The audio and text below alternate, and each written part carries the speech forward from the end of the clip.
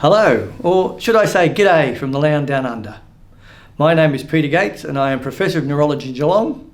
It's a city about 70 kilometres west of Melbourne in the southern state of Victoria. I have had a long-standing interest in the topic of stroke. Some 45 years ago, my mother died at the age of 52 of a stroke. I now know that I didn't inherit a bad gene. She had the full Monty of things that increased her risk of stroke. She was morbidly obese, she smoked, she had poorly controlled hypertension, diabetes, and in those days we weren't talking about cholesterol, but I suspect her cholesterol was elevated. I once read in 1984 that if all researchers were to stop doing research for 2 years and simply read what's been written, they would make more discoveries. I have been researching the medical literature for over 10 years, and what I have unearthed has turned everything I've ever been taught since entering medical school in 1970 on its head. When I graduated in 1975, I was taught about ASCVD, and it refers to atherosclerotic cardiovascular disease, and throughout my whole career that's what I've been using. It refers to the angina and heart attacks that occur because of the damage to the arteries to our heart, gangrene or poor circulation to our legs due to damage to the arteries to the legs, and strokes. But in October 2024, I had an epiphany. We're not talking about a disease.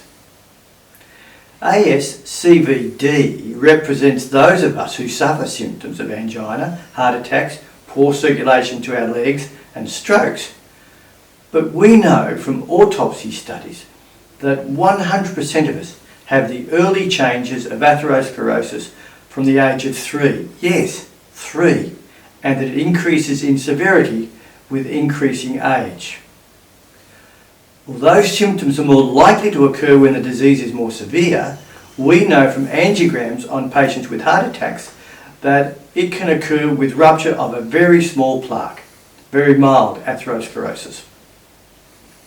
We also know that smoking and obesity, with its complications of high blood pressure, high cholesterol and diabetes, exacerbate the severity of this atherosclerosis, and we are likely to develop symptoms at a younger age. But these risk factors come on decades after the beginning of atherosclerosis. Now, although 100% of us have atherosclerosis of varying severity, we don't all develop symptoms. So ASCVD is referring to the tip of the iceberg, the patients who do get symptoms, whereas lurking beneath the surface is every single one of us that have the disease atherosclerosis.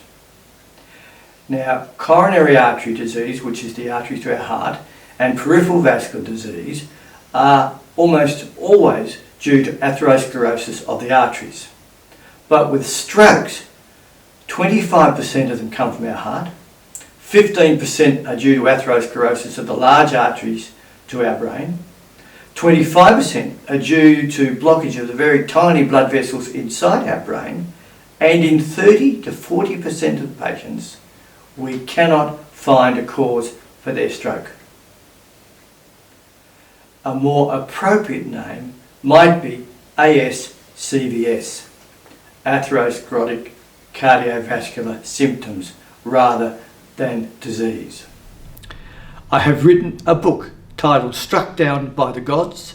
This is the interpretation of the ancient word for stroke, apoplexy, which literally meant struck down by the gods.